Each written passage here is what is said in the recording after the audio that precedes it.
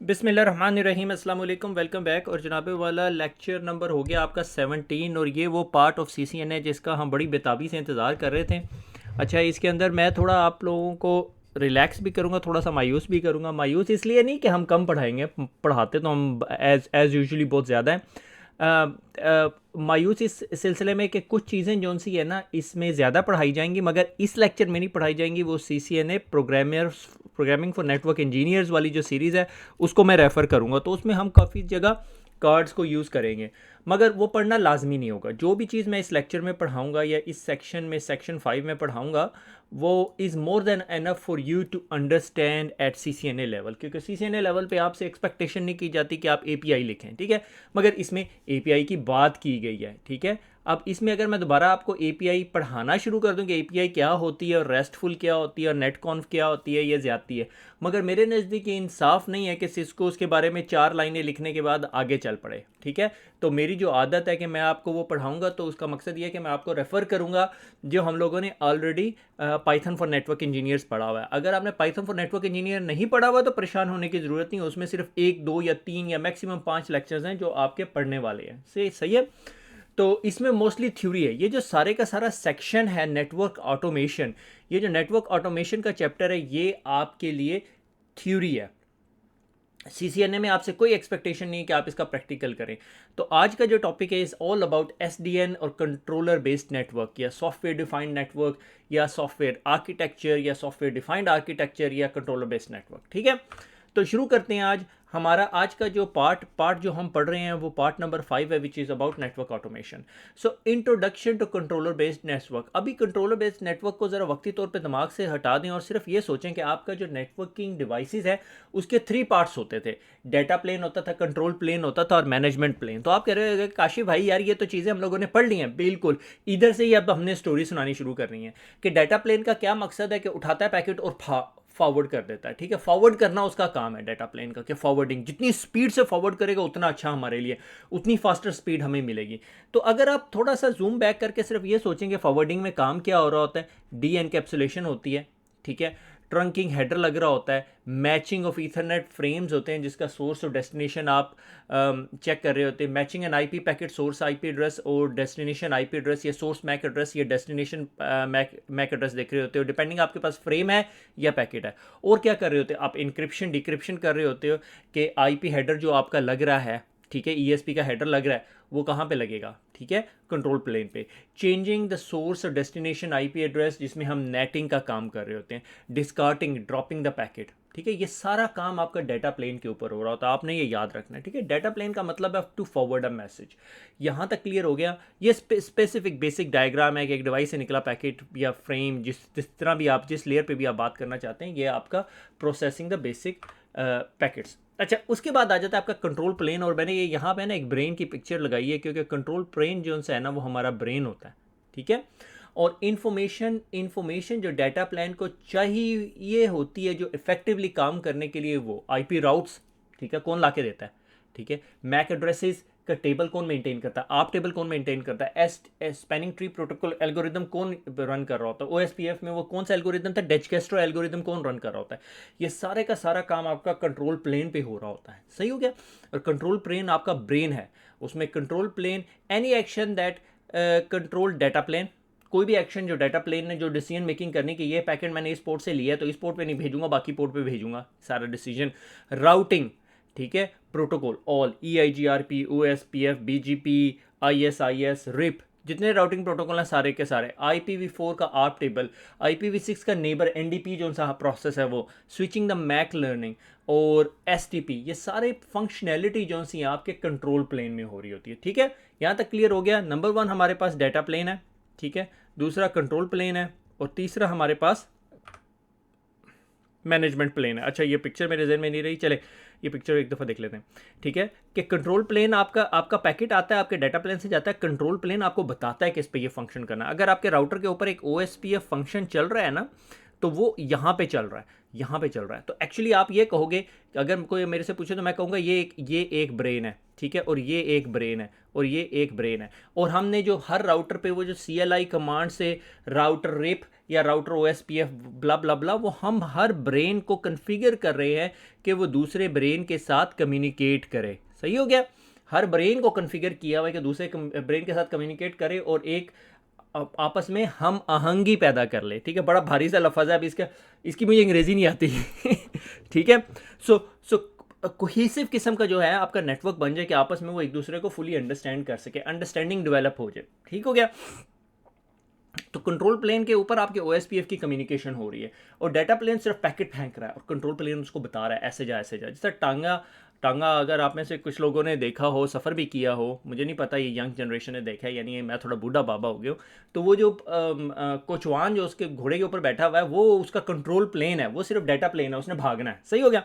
अच्छा, उससे आगे अगर हम चलें तो ये आ गया हमारे पास मैनेजमेंट प्लेन बड़ा सीधा साधा है। टेलनेट, SSH, SNMP, सिजलॉग, ये मैनेजमेंट प्लेन का काम है कि उसने राउटर या स्विच या डिवाइसेस के अंदर कॉन्फ़िगरेशन का काम करना। जो आप एज अ यूज़र यहाँ बैठे हुए हैं तो आप इंटरेक्ट कर रहे होते हैं थ्रू अ मैनेजमेंट प्लेन, जिसमें आप कंट्रोल प्लेन को छेड़ रहे हैं या डाटा प्लेन को छेड़ रहे हैं। ठीक है, और डाटा प्लेन का मकसद है IPv4 या IPv6 दोनों डालने चाहिए यहाँ पे, और ये OSPF या RIP, EIGRP, BGP, IBGP, जो भी आपके रंग बिरंगे राउटिंग प्रोटोकॉल है वो सारे मैनेज करता है, और मैनेजमेंट प्लेन आपको मैनेजमेंट एक्सेस देता है। अच्छा, अब हुआ ये कि एक हम्बल 1 गिग की स्विच की स्टोरी बताई सिस्को ने, इट्स रियली रियली गुड। ठीक है, कि अगर आप एज अ मैन्युफैक्चरर ये चाहते हैं, ये मैन्युफैक्चरिंग की पिक्चर है, ये पता नहीं क्या चीज़ मैन्युफैक्चर हो रहा है भारत, मैन्युफैक्चर करना चाहते हैं 1 GB का स्विच, तो आप क्या करते हैं कि आप कहते हैं चलो 24 पोर्ट का एक स्विच बनाते हैं और हर पोर्ट जो सी है वो 1 Gbps थ्रूपुट देती है, और हम कहते हैं अगर हमारा एक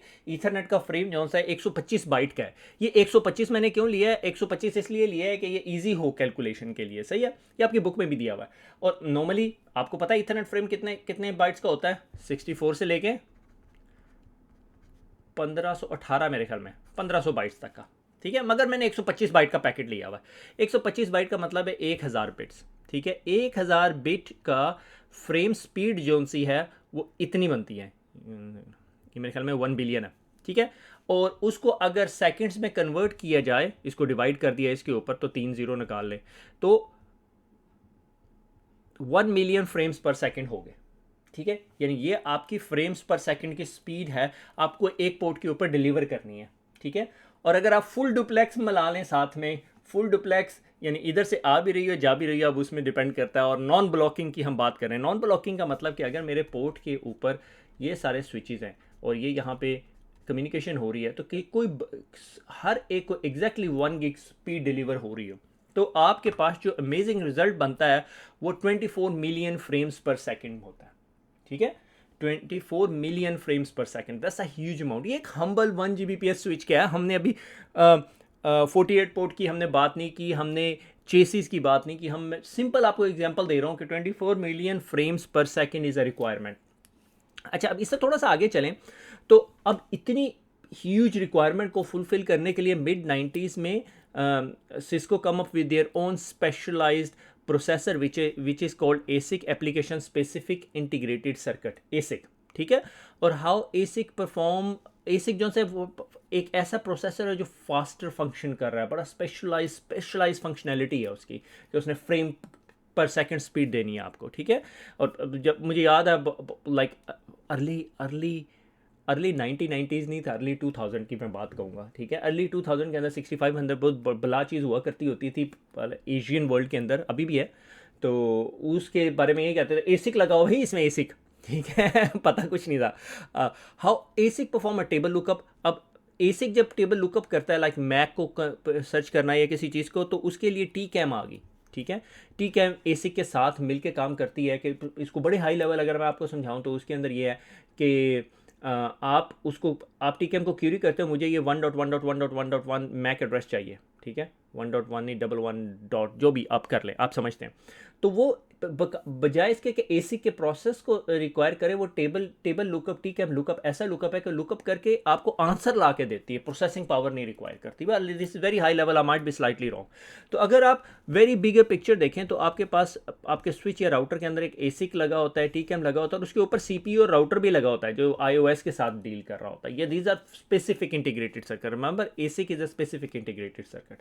मकसद यहाँ पे बताने का एसी को टीकैम है, ठीक है, कि ये एक हम्बल जो स्विच की मैंने आपको स्टोरी सुनाई है, जिसको 24 मिलियन फ्रेम्स पर सेकंड प्रोसेसिंग स्पीड चाहिए, आपको डाटा प्लेन की इतनी काबिलियत हो कि 24 मिलियन फ्रेम्स पर सेकंड आपके ट्रांसफ़र कर सकें, तो उसके लिए आपको स्पेसिफिक सर्किट्स और टीकैम्स चाहिए होती हैं। Simple memory is not going to work. अच्छा, अब यहाँ से हम निकल के ना अब न्यू अप्रोच की तरफ जा रहे हैं, 2010 में आ रही है। तो लिहाजा यहाँ पे मैं आप लोगों की अटेंशन एक चीज़ पे कराना चाहता हूँ कि ये टेक्नोलॉजी 2010 में आई, हम 2021 में बैठे हुए, ठीक है, हम 2021 में हैं, ठीक है, 2020 में रिकॉर्डिंग हो रही है, मगर मैं एज्यूम कर रहा हूँ हम 2021 में बैठे हैं, क्योंकि लॉकडाउन से पहले तो हम फारिग नहीं हो रहे।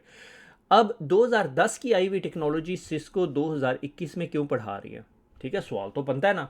उसकी वजह ये कि ये एमर्ज हुई थी 2010 में, उसको अडॉप्ट करने में, उसको इम्प्लीमेंट करने में, उसको मेच्योर करने में, और अभी भी जब ये पढ़ा रहा है तो पढ़ा रहा है।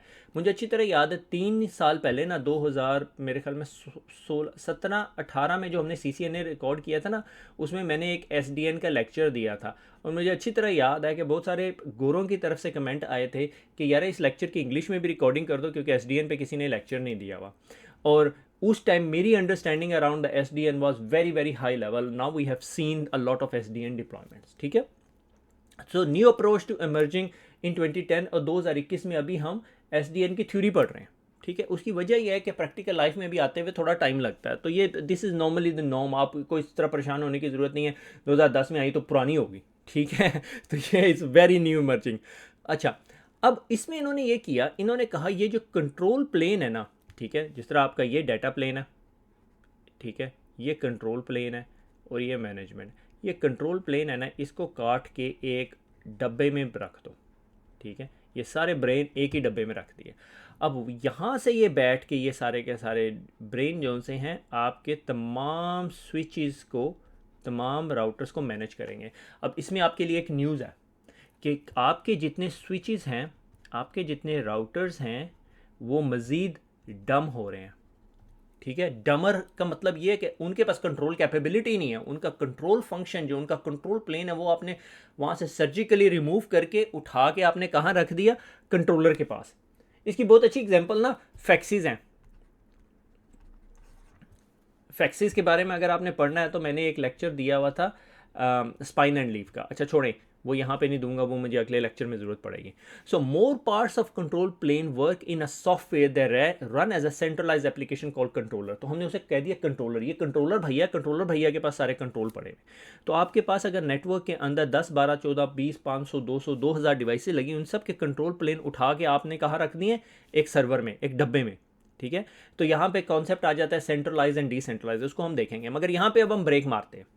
अब आपको यहाँ पता चल गया कि हमने जब कंट्रोलर बेस्ड नेटवर्क या सॉफ्टवेयर डिफाइंड आर्किटेक्चर या सॉफ्टवेयर डिफाइंड नेटवर्क या सॉफ्टवेयर डिफाइंड नेटवर्क या कंट्रोलर बेस्ड नेटवर्क की बात करें, तो ये सारी एक ही चीज़ें हैं जिसका मकसद ये है कि आपने कंट्रोल प्लेन को उठाया है और आपने एक बॉक्स में रख दिया है। तमाम डिवाइसेज जो सी हैं उस कंट्रोल प्लेन से ही इंस्ट्रक्शन लेती हैं how to transfer a data और मैनेज द डाटा। यहाँ तक बात समझ आ गई? तो इसका मतलब आपको SDN का आर्किटेक्चर समझ आ गया, सही हो गया। अगली स्लाइड जो सी थोड़ी सी वर्डी है कि OSPF, ओके, राउटिंग प्रोटोकॉल का प्रोसेस है। OSPF मैसेज करता है बिटवीन द राउटर और डिस्ट्रीब्यूटेड कंट्रोल प्लेन है कि आपके पास अगर एक राउटर, 2 राउटर और 3 राउटर हैं और तीनों के 3 राउटर के ऊपर एक एक ब्रेन लगा हुआ है। ये मैं आपका ब्रेन बना रहा हूँ, ट्रस्ट मी और नॉट, ठीक है, ये ब्रेन बना हुआ है, ठीक है। और इन सारे ब्रेन्स को हमने आपस में कन्फिगर किया हुआ है एक दूसरे से बात करने के लिए, सही हो गया। अब ये जो से हैं ये एक दूसरे से बात कर रहे हैं, मगर ये सेंट्रलाइज ब्रेन नहीं है, ये सारी अप्रोच डिसेंट्रलाइज्ड है, सही है। आप कहेंगे यार इसके साथ क्या मसला है? कॉन्सेप्ट ये है, why not to use a centralise control plane. उसके लिए जितनी कम्युनिकेशन हो रही है आपस में डिस्ट्रीब्यूटेड ब्रेन को चलाने के लिए मसला है, ठीक है। और सारी की सारी लॉजिक आप ये यहाँ से हटा के आप कहते हैं भैया ये सारा कुछ ख़त्म करो और आप इस सारी की सारी चीज़ को ये यहाँ रख दो और ये यहाँ ब्रेन रख दो एक, ठीक है।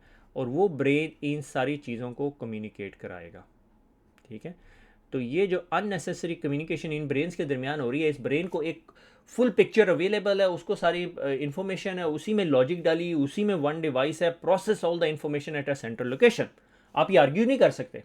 ठीक है, उसके प्रोज हैं, कॉन्स हैं using a distributed and centralise architecture. Distributed ये जो हमारा पुराना था कि कंट्रोल प्लेन हर एक अपनी जगह। अब क्या हुआ अगर ये कंट्रोल प्लेन फारिग हो गया, क्या हुआ अगर मैंने इस कंट्रोल प्लेन को एक्सेस कर लिया, सिक्योरिटी एंगल भी आ जाता। सही है, पहले मैं भी यही कहता था। There are pros and cons on distributed.